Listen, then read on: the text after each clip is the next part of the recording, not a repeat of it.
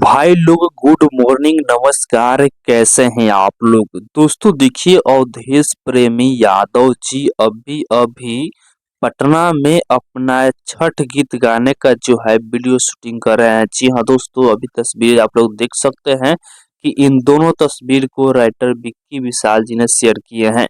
यानी इस गाने के जो गीतकार होंगे वो विक्की विशाल जी होंगे। तो आप लोग समझ ही सकते हैं कि गाना सुपर डुपर हिट ही गाना होगा, क्योंकि अवधेश प्रेमी यादव जी के लिए राइटर विक्की विशाल जी कई सारा सुपर डुपर हिट गाना लिखकर दे दिए हैं। तो ये भी गाना सुपर डुपर हिट ही गाना होने वाला है, जो कि पटना में अवधेश प्रेमी यादव जी छठ गीत का शूटिंग चल रहा है राइटर विक्की विशाल जी के साथ में।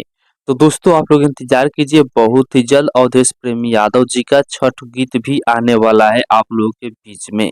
तो दोस्तों फिलहाल का ही अपडेट है, आप लोग इसके बारे में क्या कहना चाहते हैं कमेंट में बताइएगा। बाकी अभी तक हमारे इस चैनल को सब्सक्राइब नहीं किए हैं तो सब्सक्राइब भी कर लीजिएगा, क्योंकि इस चैनल के माध्यम से भोजपुरी इंडस्ट्री का हर एक अपडेट सबसे पहले आप सभी को मिलेगा।